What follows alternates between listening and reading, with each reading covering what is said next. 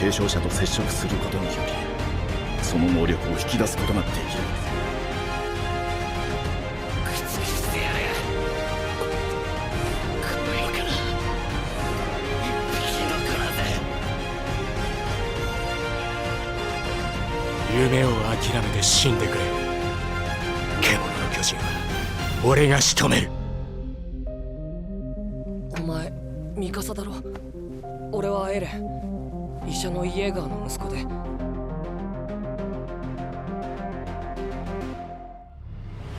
マフラーを巻いてくれてありがとう。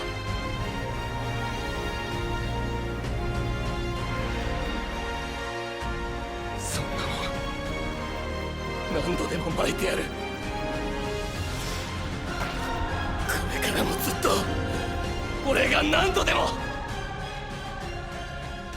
Attack on Titan ended this month, and to be fair, it wasn't the greatest, most mind-blowing ending we as fans were expecting it to be.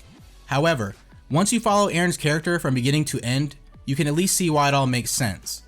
That's why in this video I'll be narrating Eren's entire life from beginning to end and everything in between. So fasten your seatbelts, folks, and get ready as we travel through Eren's memories and see what has been happening all this time, and what makes Eren such an interesting character. Don't forget to leave a like and also subscribe to the channel if you haven't already. It is always appreciated, and if this video does well, I'll be coming back with more similar videos in the future, so you can look forward to that. Well then, shall we begin the tragic story of the boy who was enslaved by destiny itself?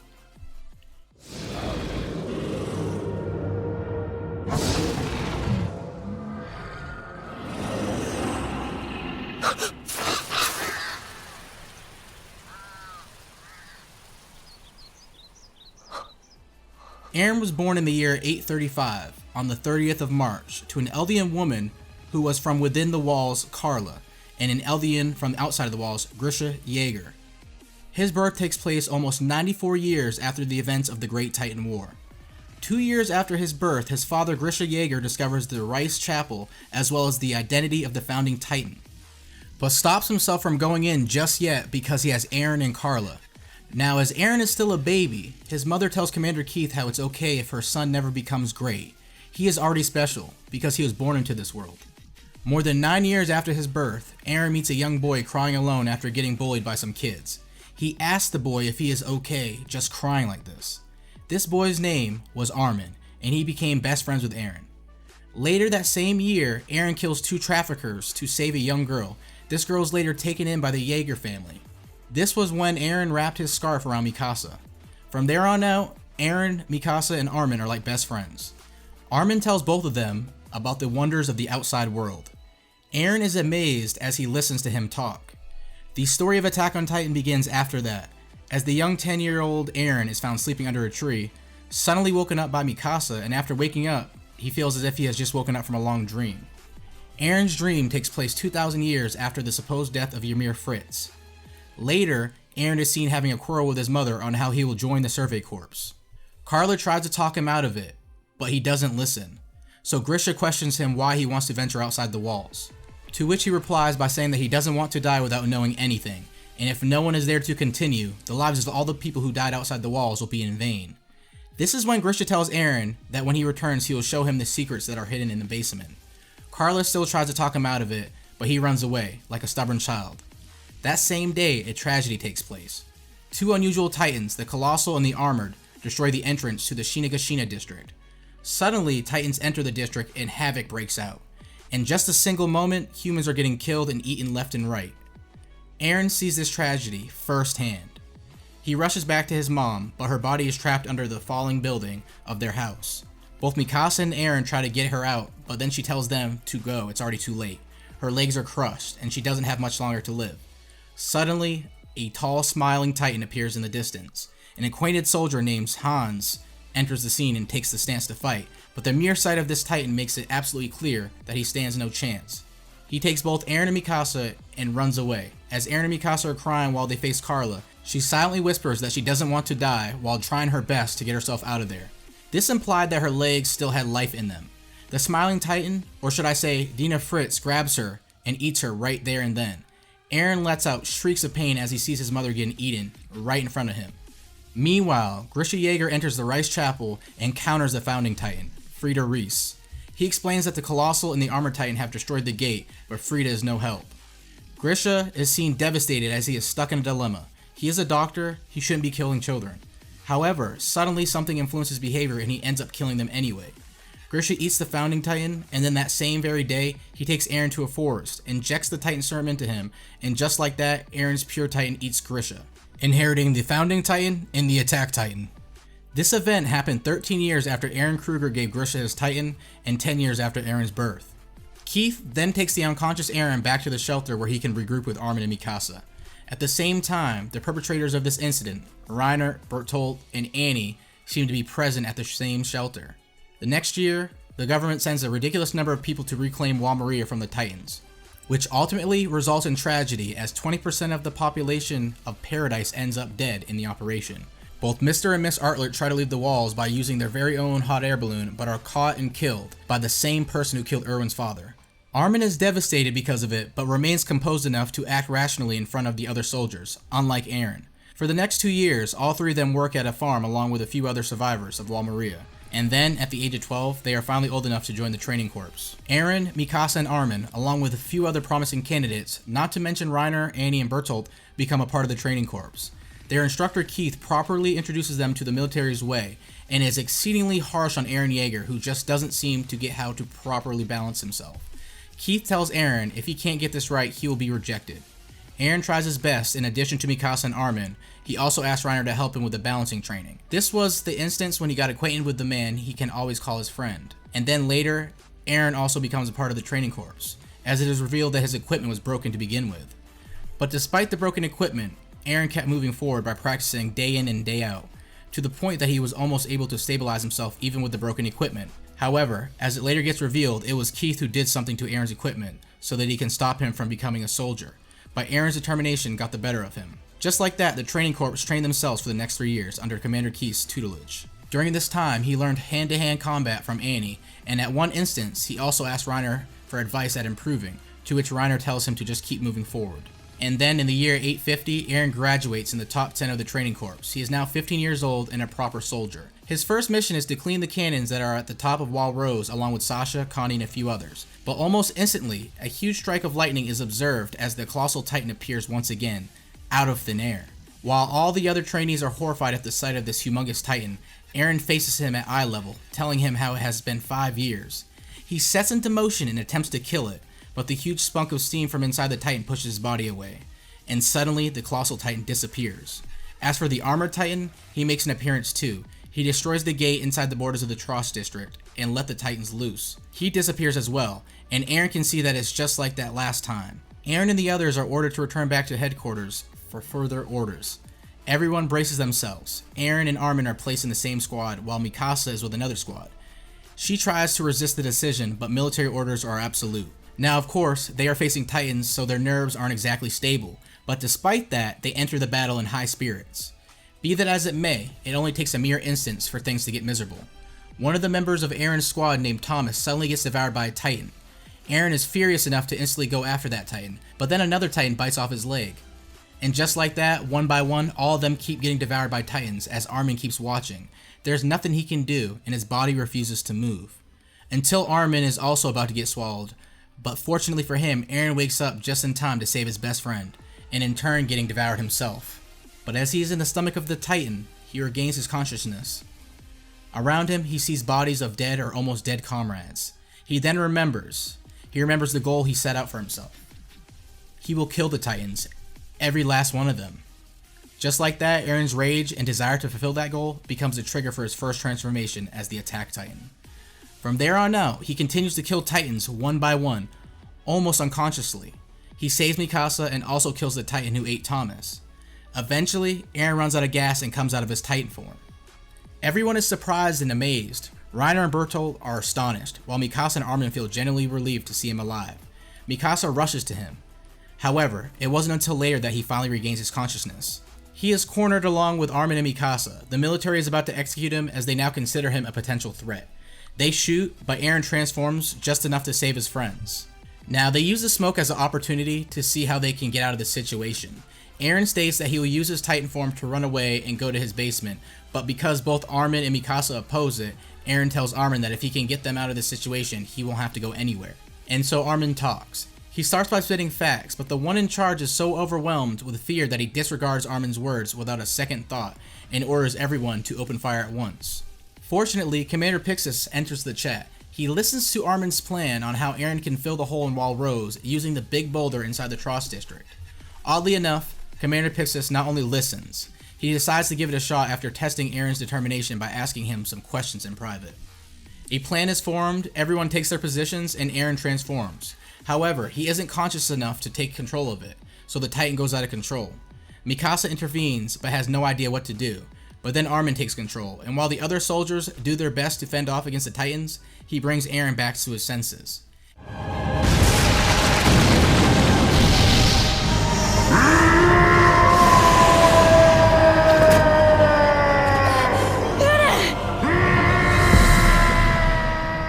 Eren picks up the boulder and starts moving. Gradually, he makes his way to the hole in the wall, and everyone makes sure that no Titans gets in his way. And then, as he plugs the hole in the wall, everyone cries tears of joy, as it's mankind's victory against the Titans for the first time in the past 100 years. He comes out of his Titan form, but other Titans are still in motion. Mikasa takes stance, but before she does anything,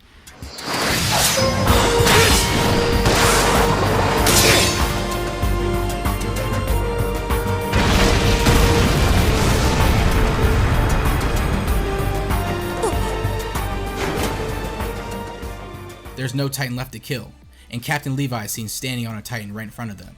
Eren is taken into custody and is kept in a dungeon prison. There he is visited by the commander of the Survey Corps, Erwin Smith, and humanity's strongest soldier, Captain Levi. They question him a little, and after it was made loud and clear that Eren desires nothing but to kill all the Titans, Captain Levi tells Eren that he'll accept him under his wing, so that he can easily slice him up if things go south. 2 days later, his trials takes place in the presence of Darius Zackley. Both the military and the priest from the Church of the Walls explain how his existence itself is a threat, and he should be dealt with right away, while the Survey Corps leader Erwin talks in Eren's favor, stating how he could be humanity's hope. Eren doesn't understand why they are acting so cowardly. He outbursts, but it is then made to endure Captain Levi's shooting session. The trial goes exactly as Erwin predicted, and Eren becomes a member of the Levi squad. Later, his injuries are treated and he is taken good care of by Hanji and the others. Even Captain Levi shows his concern for kicking him so hard. Now, at the age of 15, Eren finally became a part of the Survey Corps, something he has always longed for.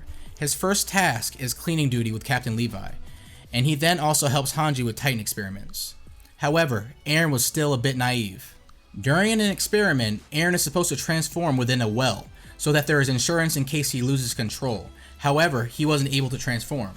But then later, as he is in deep thought, his spoon drops on the ground and he tries to pick it up. He somehow performs a partial transformation. Within an instant, the horrified Levi squad surrounds Eren and is prepared to get rid of him on the spot. Captain Levi tells them to calm down and be rational, while Hanji Zoe is oddly fascinated by this incident. This is where Eren learns through Hanji that he needs to have a clear sense of purpose in mind, or he won't be able to transform. And later, when the other members of the Levi squad hear what he has to say, everyone reconciles.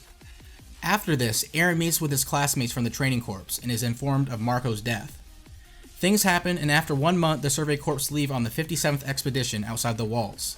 The scouts are in a specific formation on Commander Erwin's orders, and only a select few know of Eren's position.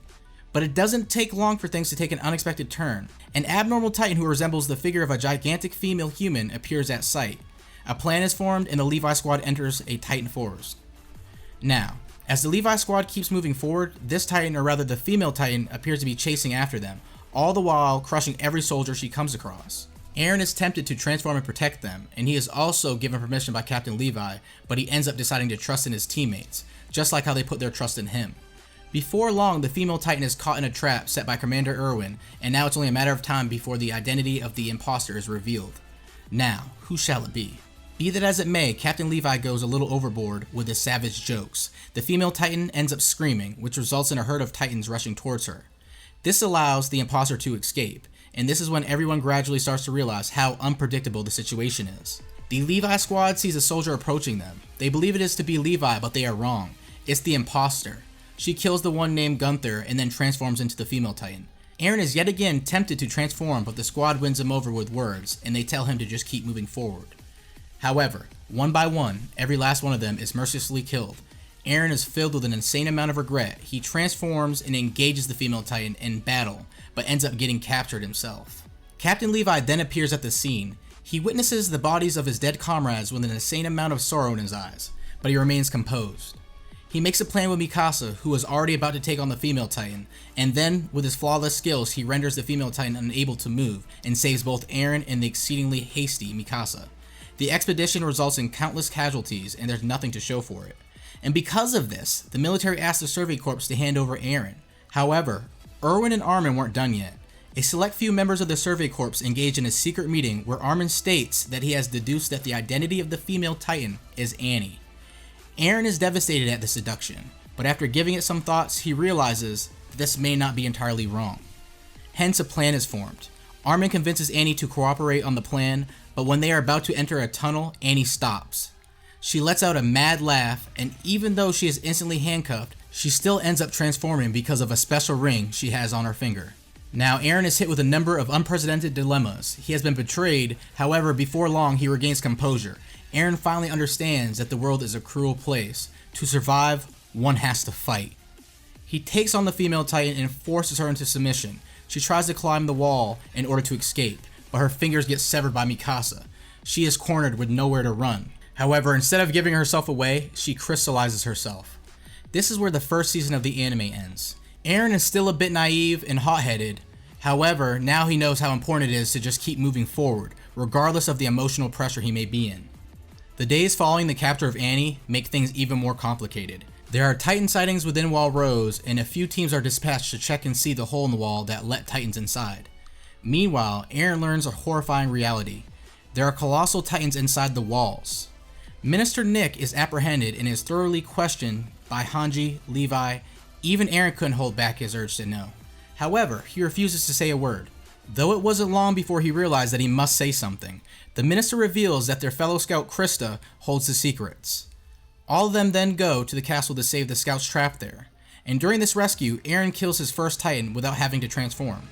Sometime later, all of them are at the top of Wall Rose. Hans comes in to inform them that there was no hole in the wall. This sends everyone's mind in a loop as they wonder how the Titans appeared inside the wall if there was no hole in Wall Rose.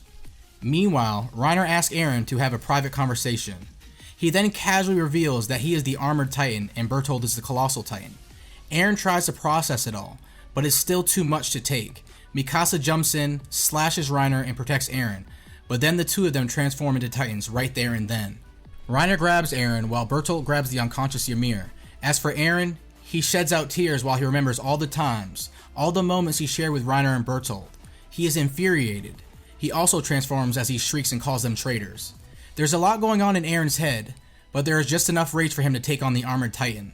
They both fight. He receives a tremendous amount of impact from Reiner's punches. That's why, even though he was ready to take them on, against the Armored Titan and the Colossal Titan, Eren couldn't win. Reiner and Bertolt escape from Wall Rose, after kidnapping both Eren and Ymir.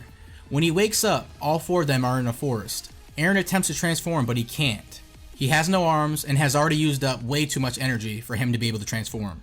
However, as their conversation goes on, he becomes infuriated and attempts to transform again, but Ymir stops him, saying that they are surrounded by Titans and he shouldn't be so hasty. After that, they all just talk. Reiner even offers Eren and Ymir to join them instead and just stop resisting. By this point, Eren has had enough of this nonsense. With a terrifying glint in his eyes, he tells Reiner and Bertolt that he'll make sure that the two of them suffer the most gruesome deaths possible. But because Eren was resisting too much, he is rendered unconscious by Reiner. Sometime later, he wakes up again. This time, Reiner is running away while the Survey Corps are in pursuit, attempting to rescue Eren. Ymir is now on the enemy's side. She is latching onto the Armored Titan's back while Bertolt is in the custody of Eren, making sure he doesn't do anything unnecessary. Eren's friends are standing on Reiner's arm, trying to wrap their heads around what the heck is happening, and why are Reiner and Bertolt their enemies. And then suddenly, Erwin leads a herd of pure Titans at Reiner. Reiner is forced to deal with them, which leaves Bertolt open. Commander Erwin keeps telling everyone to advance and retrieve Eren, even though his own arm is in a Titan's mouth. This is when Mikasa jumps into action, but immediately gets grabbed by a pure Titan. Fortunately, John makes short work of that Titan and saves her. And then Armin lands in front of Bertolt, mentions Annie and explains how she could be getting tortured as they speak. This allowed Commander Erwin just enough time to slash Bertolt and free Eren. Eren is freed and is successfully caught by Mikasa. Eren was already in a very unstable state of mind, but after he is on the ground, he sees a ghost from the past. It is the Smiling Titan, the one who devoured his mother. He tries to transform, but he can't. Hans comes in to save the two of them, but despite his newfound resolve, the Smiling Titan wasn't something he could just take on with resolve alone.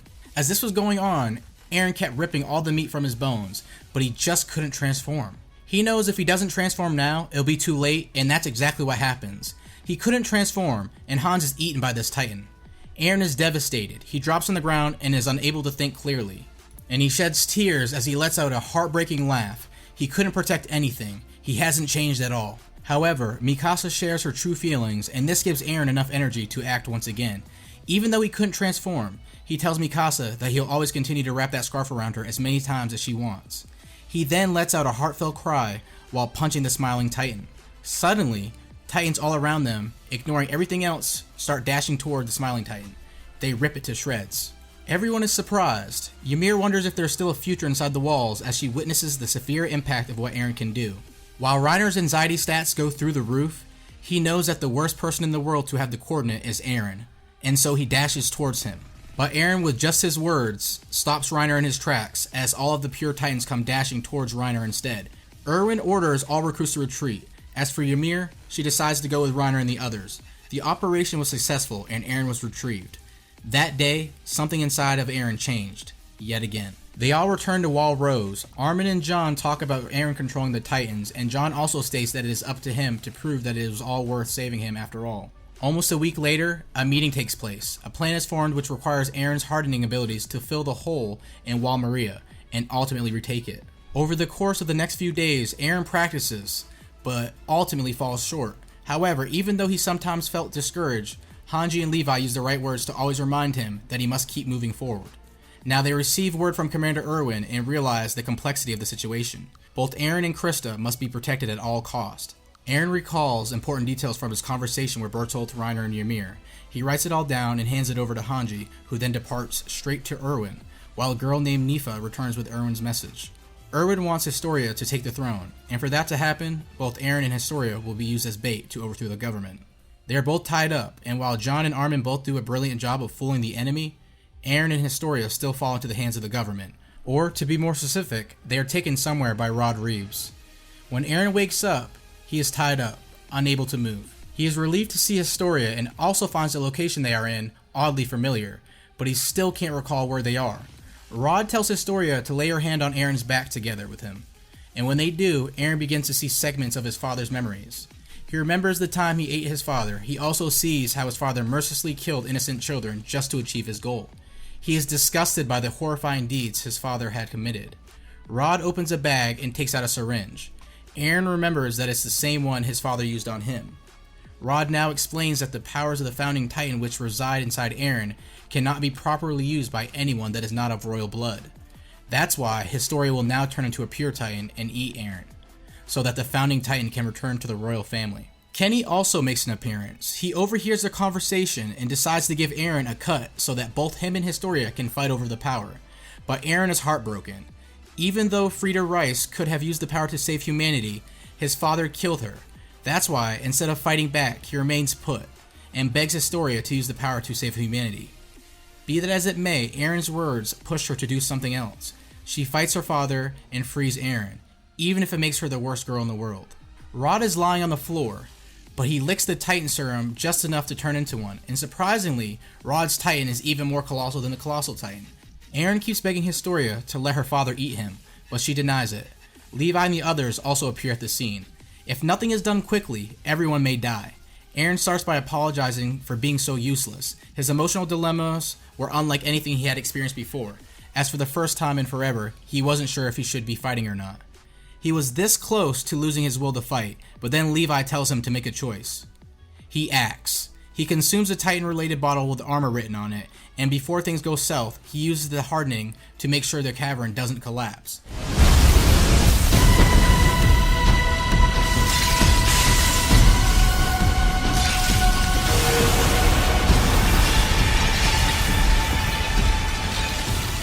He saves everyone, but is still confused about whether or not he should let Rod eat him. Historia explains that it would be of no use. Rod will just brainwash everyone and things will go back to as they were before. Eren also remembers his father's words, that he must learn to control his powers if he wants to save Mikasa, Armin, and everyone else. Now as Eren is standing on the wall, ready to counter the Rod Titan with everyone else, he sees Historia arguing with Erwin, and he also sees children who seem to remind him of when he was young. So Eren punches himself for feeling useless even when the stakes are so high. Before long, the Titan arrives. Eren throws the baggage of gunpowder in his mouth and it explodes. Suddenly, huge chunks of Titan meat start falling down in the district below them. The scouts attack them, all the while hoping to locate Rod's body as soon as possible. And then the one to take him out is Historia. She is praised by the townsfolk, and now that the old government has fallen because of Commander Erwin's genius plan, she is hailed as the queen shortly after. 2 months pass by since that day. The scouts are helping out in an orphanage. Eren is talking to Historia, but their conversation is intervened by the obviously jealous Mikasa. There are a lot of improvements that have been made in the last 2 months. Because of Eren's hardening ability, effective weapons against the Titans have been made. It's only a matter of time before the scouts depart on the mission to retake Wall Maria. As they are all talking at the dinner table, Eren talks about the moment he ate his father. He remembers that there was another person, but for some reason, Eren just can't seem to recall the identity of this person. He knows he has seen him before, but where? John jokes that a headbutt from their instructor might trigger his memory, and this is when it hits Eren. The person from his father's memory was Commander Keith all along. They pay him a visit, and he tells Eren about his father and mother. The main focus of Keith's words was how he is just a bystander in this world, and unlike Eren's father, he couldn't change anything.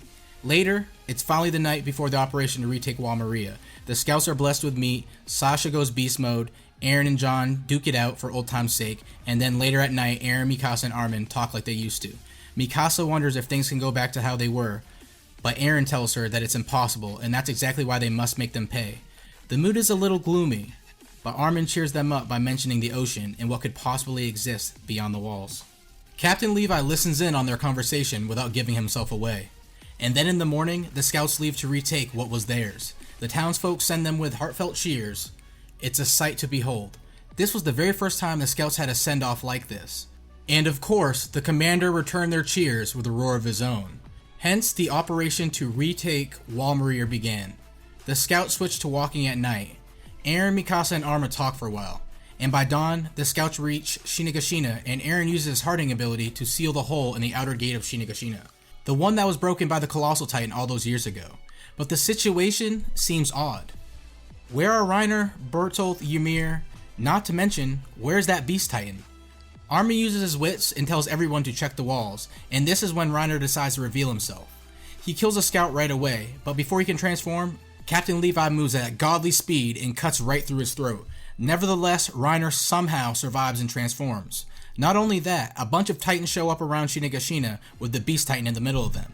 And so it begins, the fated battle against the Titans, or to be more specific, the Marleyan warriors. From there on out, everything escalates very quickly. Eren acts as bait to take Reiner away from the horses, and then engages him in battle. After exchanging a few blows, he throws Reiner and then Hanji squads to take care of him with thunder spears.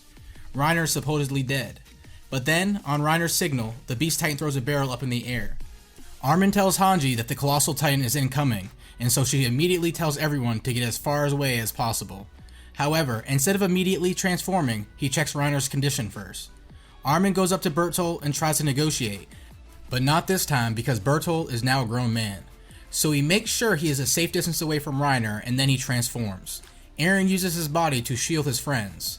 But there is no telling how many of the scouts got caught up in this explosion. By this point, Armin was having a decision disorder, so he asked John to take command instead.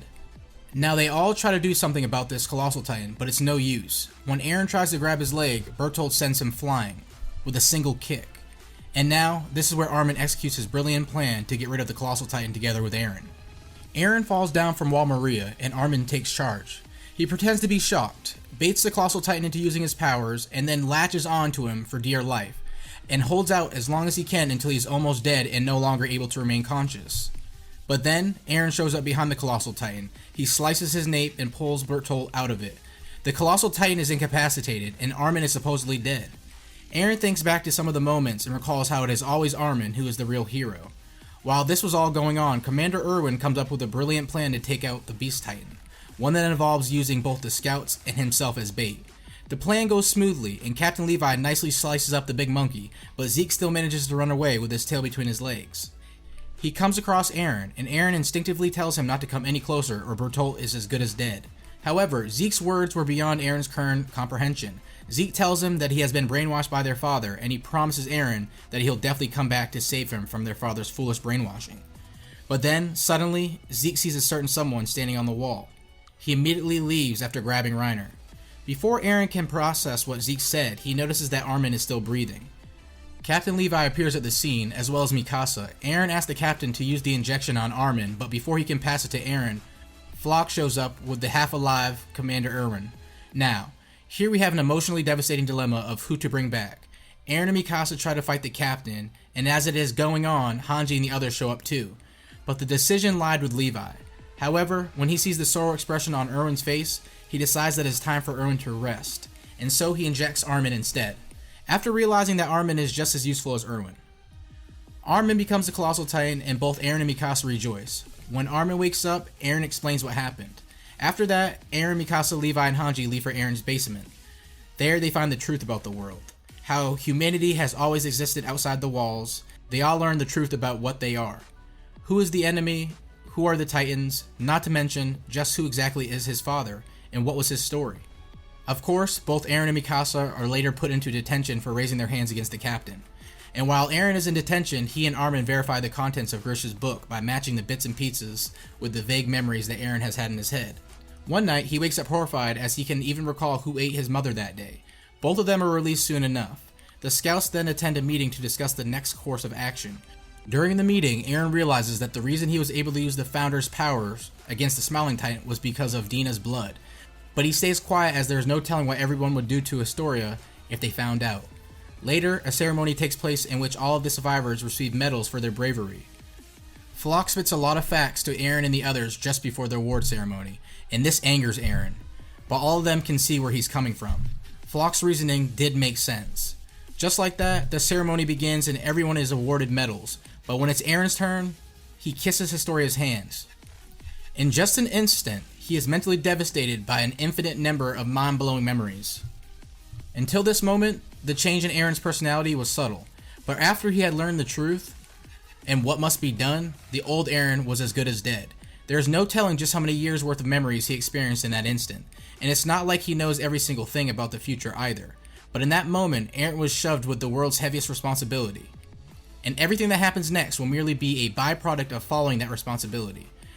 The following year, all the Titans within Wall Maria are executed, and even outside the walls, very few Titans remain. The scouts go on an expedition beyond the walls. It is their first one in almost 6 years, when the Colossal and the Armored Titan first showed up. They ventured outside, and after traveling on horses for a while, they finally reach an almost unbelievable place. What they witness is the sea. And while all of them enjoy the pleasant experience, Eren's eyes are lifeless as he wonders if he can kill all of their enemies on the other side of the ocean. Will they finally be free? At this moment, Eren was 16 years old. The same year, Eren and the new commander Hanji Zoe prepare for the incoming Marleyans who are going to show up sooner or later. It doesn't take long before the first ship shows up. On that ship there is an eccentric person named Yelena, who goes as far as to shoot one of her own soldiers to prove that she wants to accept Hanji's invitation and have some nice tea with them. This interaction led to an awkward alliance between these volunteers and the government of Paradise. Yelena introduces the idea that Zeke is more than just their enemy. Zeke has a plan which can ensure the safety of Eldians. Eren stands up and supports it. He even mentions how he was able to use the Founder's power at that time. He tells everyone the reason he stayed quiet was because he didn't want to threaten Historia's safety.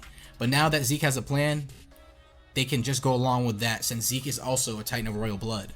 Marleyan ships keep coming, and they keep getting destroyed by Eren and Armin. Since Armin has gotten the hang of the Colossal Titan, Eren asks if he has learned something from Bertolt's memories. However, Armin's answer isn't straightforward. Instead, he asks Eren if it is possible for them to come to an understanding with the outside world. But Eren makes it clear that the world sees them as devils, and unless they give the world a major blow, Paradise won't have enough time to set the plan in motion. Before long, another major meeting takes place. This one involves Kiyomi Azumabito from Hizuru. She had already had a conversation with Zeke, and in this meeting, she talks about the 3 components of the plan. But when Eren hears her saying how Historia's children will be integral to everyone's safety, he denies the plan. At this point in time, Eren was 17 years old. The following year, Eren and his friends help assemble a train line, and in one evening, he initiates a conversation with his friends. He tells them that Zeke only has 2 years left to live, so he wonders who will be the one to inherit his Titan, as it is only a matter of time before he reaches his time limit too. His friends argue, but then he shares his feelings on how he wants all of them to live long lives. That's why it has to be someone else. Eren was around 18 years old when this conversation happened. Sometime later, Flock pulls the strings and makes it so Elena can meet up with Eren. They meet and Elena tells him about Zeke's euthanasia plan, as well as how they plan on feeding Zeke spinal fluid to the military. Eren doesn't have much to say, but when Elena tells Eren that Zeke wants to meet with him, he agrees. Later, he also has a meeting with Flock. Here he tells Flock that he wants him to pretend to follow Elena's plan, and when Flock asks him what his actual plan is, Eren tells him that he'll use the Titan's powers to kill everyone outside the walls. But this wasn't all. He also talks to Historia and tells her that the military plans to make her inherit the Beast Titan, but she says that if her sacrifice can save Paradise, it's worth it. But Eren then reveals his ultimate plan to end all human life outside of Paradise. Historia tells him that a lot of innocent people will die, but Eren knows it's the only option. So Eren makes her remember how she said she is the worst girl in the world when she saved him from her father. By this point, Eren already had a way with words. However, he does tell her that he can erase her memories if it's too much for her to process after it's all over. Now, that same year, a number of Survey Corps members infiltrate Marley. Their purpose is to observe life outside the walls and then meet with Kiyomi. While everyone else is thrilled to be at peace outside the walls, Eren continues to recall how it's exactly like what he saw in the memories. He knows he will soon have to kill everyone here, because he won't accept a fate where it's his own people that die. Suddenly, he sees a boy named Ramsey getting pushed around by merchants. He instantly remembers from the memories that he's going to save that boy. Notice how Eren recalled the future and couldn't help but follow through with it accordingly. However, it's not like he always knows exactly what is going to happen in the next moment. It's like his mind can only process so much memories in an instant, though it's a different story if he is in the past. He saves the boy even though he's eventually going to kill him. He couldn't go against what he's supposed to do in the future. Eren is a slave to the future. He cries over the fact that he's unable to do anything about the future and apologizes to the boy. Both of them return to a tent and Mikasa comes up to Eren. She explains the similarities between the boy's family and what they had to experience after the fall of Shinigashina. Eren tries asking Mikasa why she cares so much about the boy's family, to which she gives him a beautiful answer. She tells him it's because they are a family. Suddenly, Armin, Connie, Sasha, and John also appear, and all of them are welcomed by the boy's family for the night. Then in the year 854, Eren is now 19 years old. When the war between Marley and Mideast ends, he cuts his leg and plucks out one of his eyeballs to look like an injured soldier with PTSD. He is then sent to a hospital along with the other wounded Eldian soldiers. As for his identity, he is using the identity of Eren Kruger. One day he is helped by Falco when he falls on the ground, and later he becomes well acquainted with him. He tells him that he doesn't have any mental condition and the only reason he is here is because he wants some time before going back to his family. He also asks Falco to deliver some letters for him. It was during this time that Eren finally meets with Zeke, and they have a long talk. Zeke tells him about the Ackerman lineage. Eren asks about headaches, but Zeke replies by telling him that there is no such thing. He also tells Eren that an Ackerman's behavior isn't totally ingrained. Rather, Mikasa just likes him. It's that simple. Finally, the conversation ends, when Eren confesses how he wants his friends to live long lives. He tells Zeke that their father was wrong and agrees with Zeke's plan.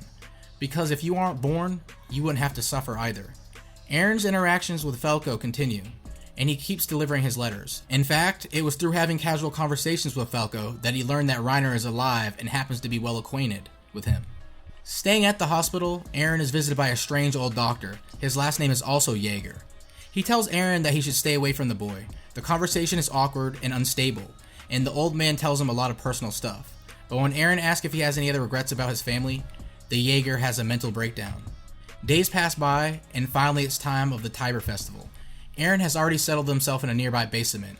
He comes across Falco and asks him if he can bring his old friend Reiner, which he does. Reiner arrives together with Falco, and the two friends finally reunite after 4 years. よう、4年ぶりだな、ライナー。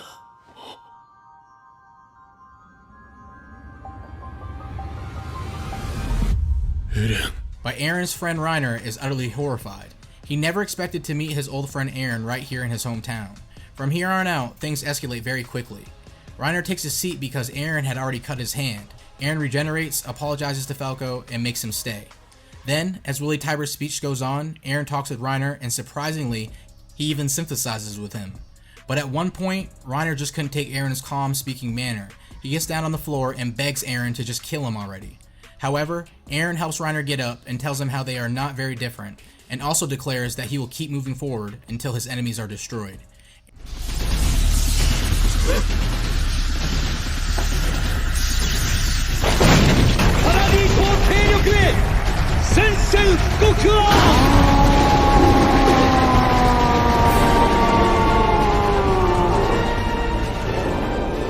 Eren transforms, kills Willy Tiber, and wreaks havoc at the festival. The festival is now a war zone.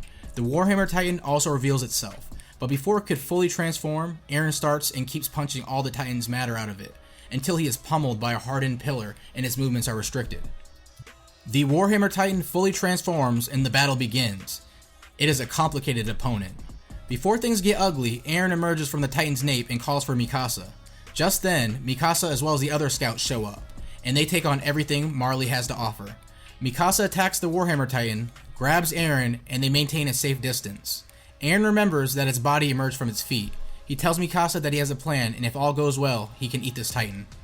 He transforms once again, tries to search for its body, and when he finds it, he severs the connection and grabs the crystallized body of its wielder, Lara Tiber.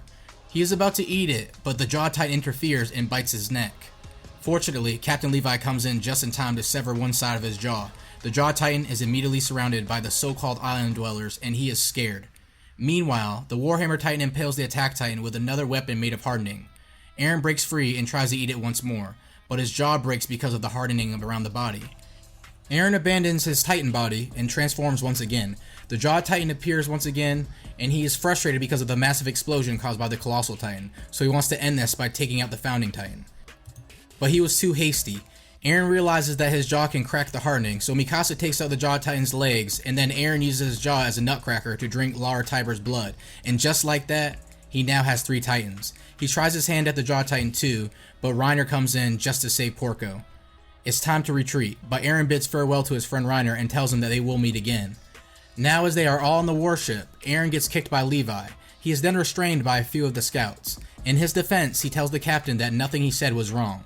Later, while they are still on this topic, Connie enters the room and tells everyone that Sasha has died, and her last words were meat.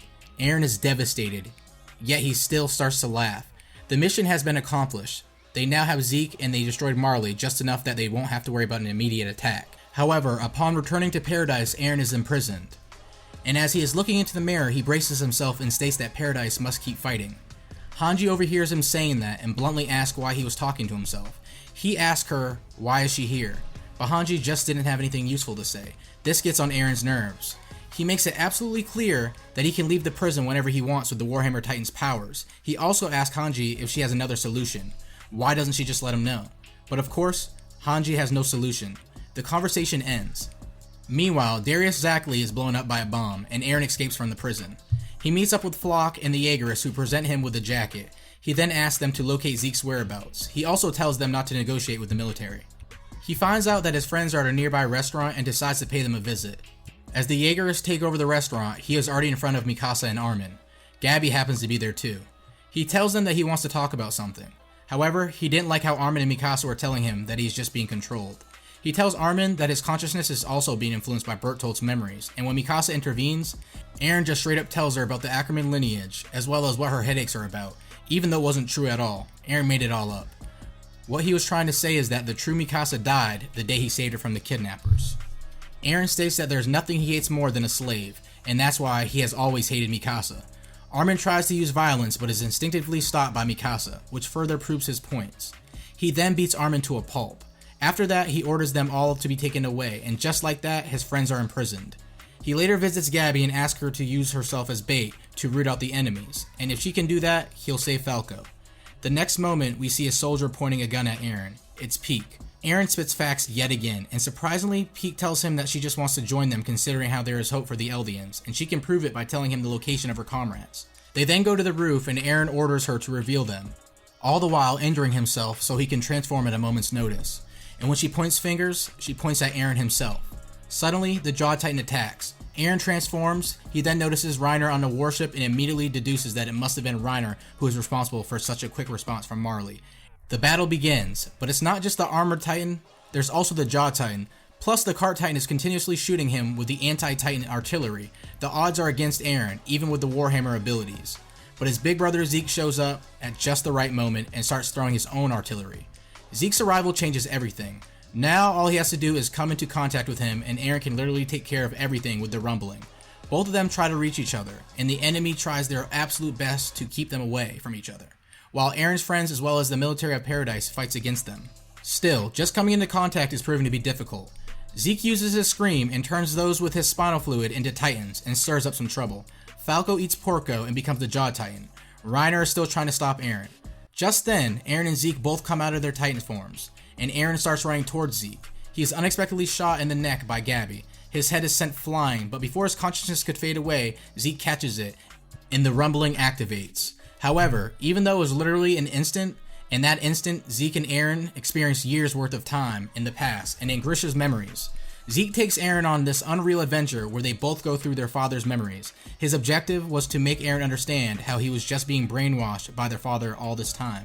But as they go through them, Zeke gradually begins to realize that he may have been wrong on this. In fact, there is one instant where the half-awake Grisha actually comes forth and apologizes to Zeke for being such a poor father, which obviously catches Zeke off guard. And then, Zeke takes Eren to the memories of that day. Their father mercilessly killed innocent children to get the founding Titan. However, Zeke is surprised to see his father breaking down in tears and admitting that there's no way he can kill innocent children. He is a doctor. He's supposed to save people, not kill them. And this is when the most groundbreaking revelation in Attack on Titan happens. Eren steps forth and starts telling Grisha the reasons why he must continue and finish what he started. It wasn't just Eren's words. It was because through Eren's interference, Grisha could see the future event where he kills them happening. And as it was with Eren, Grisha no longer had a choice but to do what must be done. He eats Frida and kills everyone else except Rod, who managed to escape. Grisha is seen shedding tears and shrieking, calling out to Eren to ask him why doesn't he show him the entire future.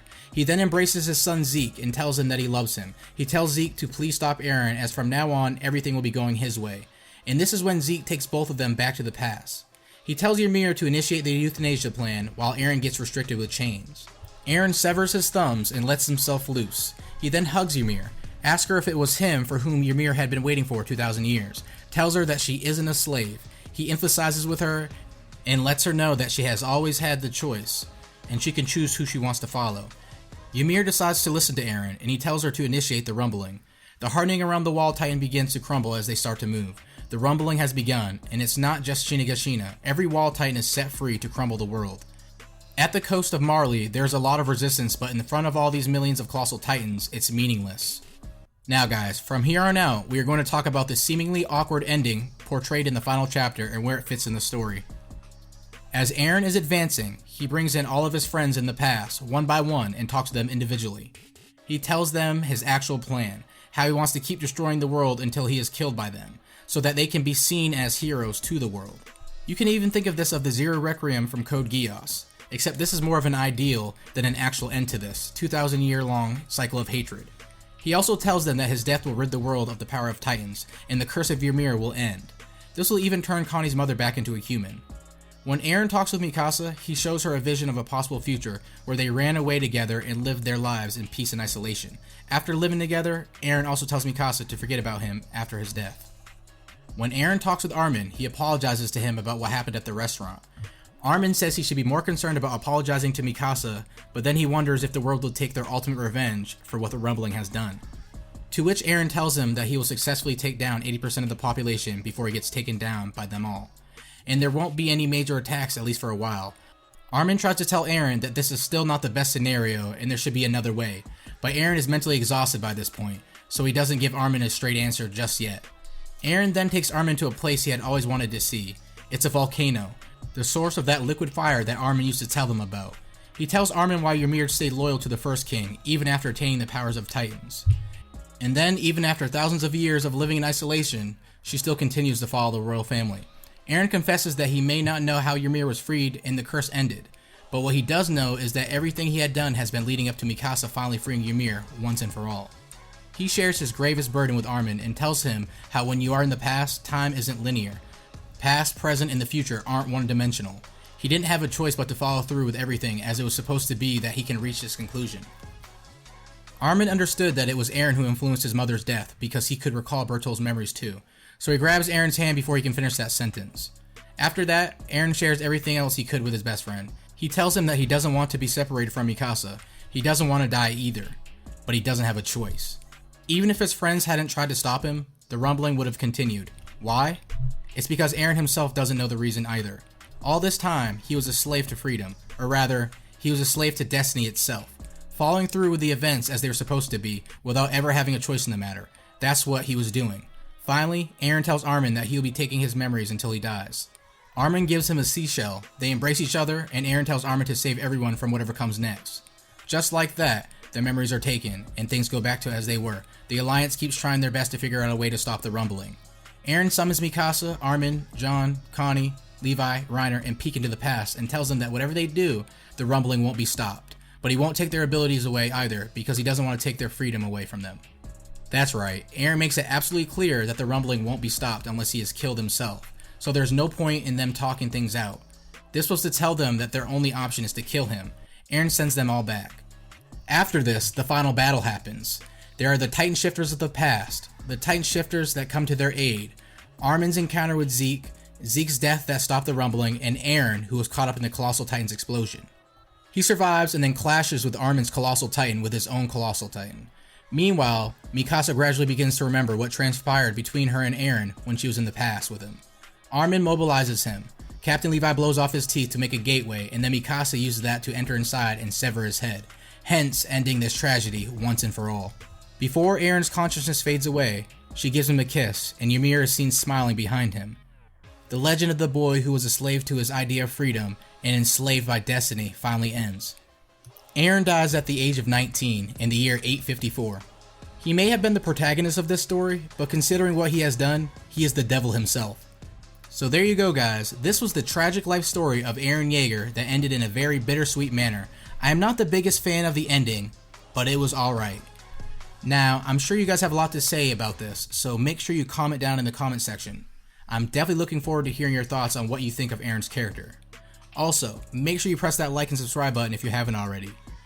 Well then, as always, I'm the Bearded Saiyan. Thanks for watching. I'll see you guys in the next one.